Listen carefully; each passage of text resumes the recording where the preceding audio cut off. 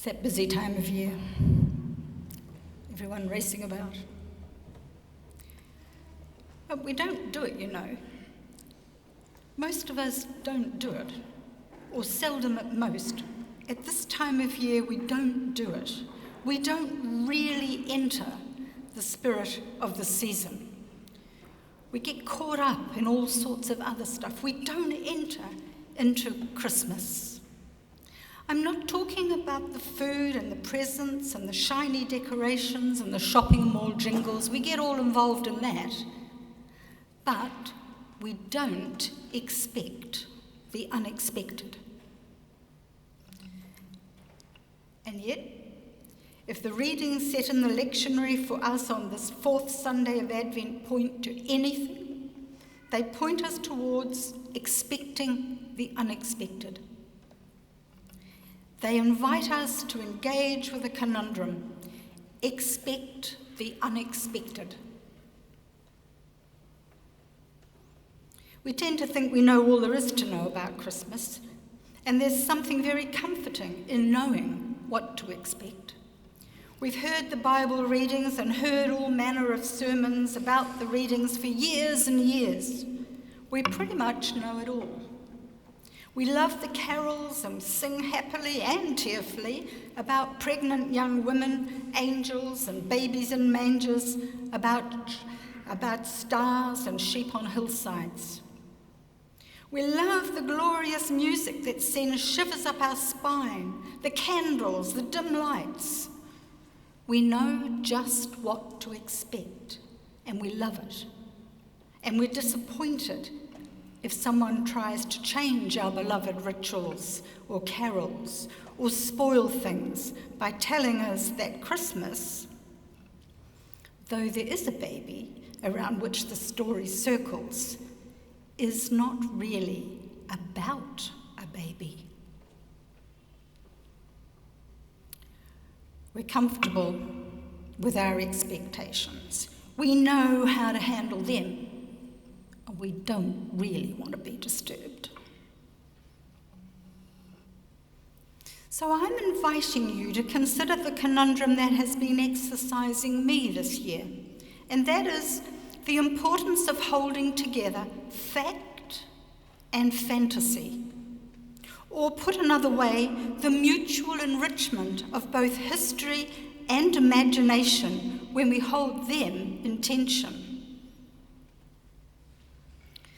The season we're celebrating is powerful enough to change lives and futures when we do this, when we hold history and imagination in tension, when we set fact and fiction in interaction and allow our imagination to surface new and different prospects which we can hardly imagine. It seems to me the Christmas story around which we shape our celebration turns the expected upside down.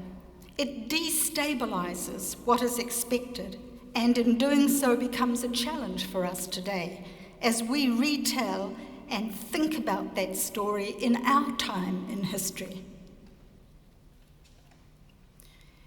If we listen carefully to the story, we notice the location of the men on the margins.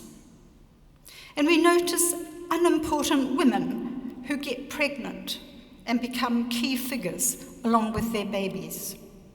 To say nothing of sky creatures who bring messages and curious shepherds who abandon their sheep.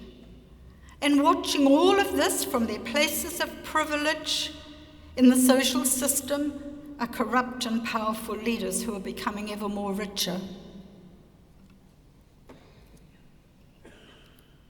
Most of us grew up hearing the suggestion that the story from Micah that we heard this morning was prefiguring the birth of Jesus, and that Luke's telling of the Annunciation narrative, including Mary's conversation with her cousin Elizabeth, was what actually happened in history.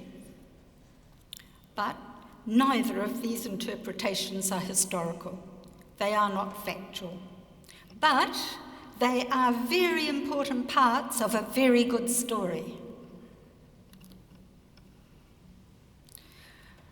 Rather than being factual and historical, we've dislocated Micah's vision from the people and context he was addressing in the 8th century BCE, when times were terrible. We can read how awful it was in other chapters of Micah. There was invasion and war, an economy just shifting from a barter and exchange economy to coins, and, as so often, corrupt leadership. For the general population, there was death and alienation from their freehold land, with the concomitant hunger and homelessness. There were messages deceiving, defrauding, and expelling people from their cultural base. No wonder there was religious confusion and fear of the loss of cultural identity as the invaders took over. In the midst of all of this, Micah was proclaiming hope. Micah was opening the possibility of the unexpected happening. Micah was imagining a future in which someone would emerge who would hold peace and justice and love and kindness as the principles to gather around. Someone who would lead the people away from war and hunger and fear. That someone would come from an unexpected place, from a different social location from the current leadership. That someone could even be a young person from Bethlehem. Micah gives credibility to his vision by linking this leader with the revered King David, the shepherd born in Bethlehem who became king. The prophet Micah is drawing on an inherited story, weaving it together with current experience and offering a vision of hope and possibility. He was inviting a hurting people to imagine better times. He was encouraging a hurting people to expect the unexpected, that is, to really expect change. Luke is also writing in troubled times. He's writing around the time of the destruction of the temple in Jerusalem, about 70 to 80 of the Common Era. Like all good Jews, he was familiar with Micah's story, so he dislocates the story from its 8th century BCE social location and relocates it attached to the birth story he was creating for Jesus. He too is weaving together tradition and imagination, historic memory and future hope for better times.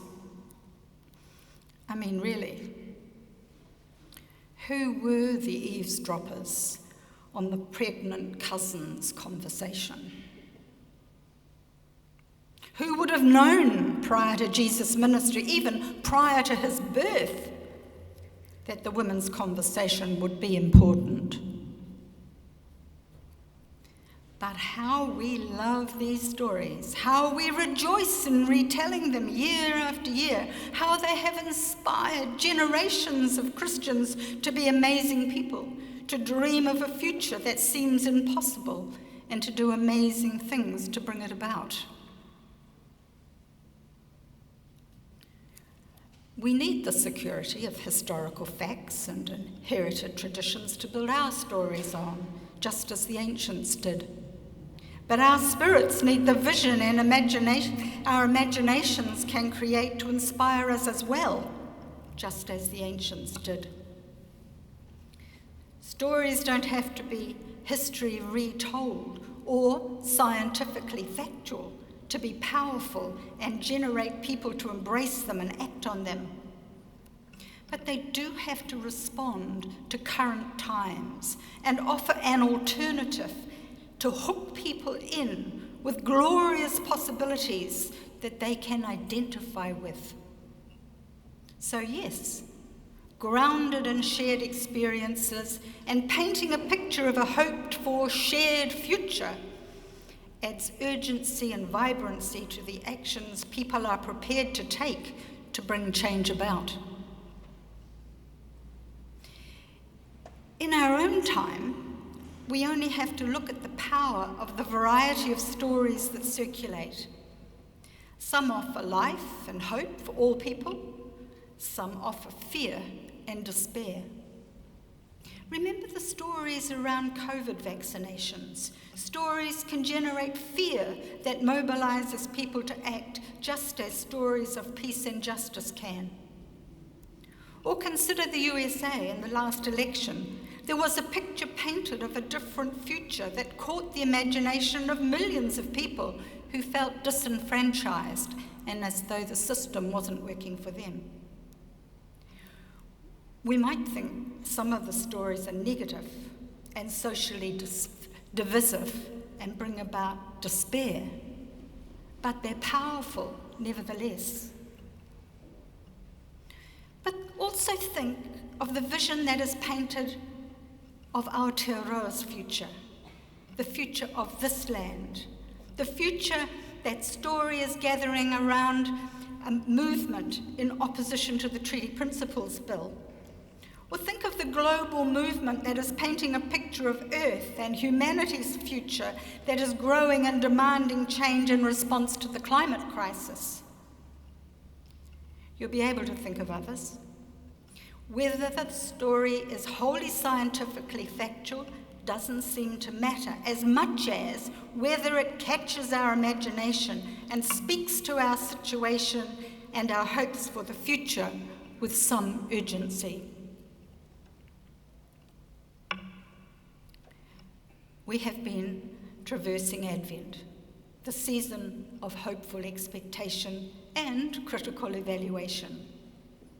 We know so many people are in dire need, people in our own families, friends, our neighbours, people down the road and overseas, people who suffer violence of war, people suffering the impact of the climate crisis, people living with domestic violence, and children living in poverty. We know about them. We know them. They are us.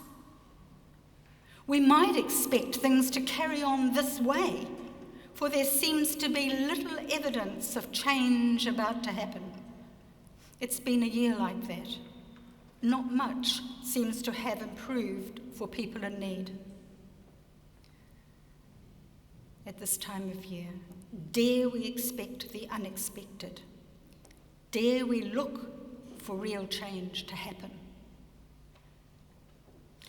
On this Sunday, 3 days before Christmas Day, we know we need a hopeful story that will capture our imagination and generate the energy to work for change to the way things are for so many.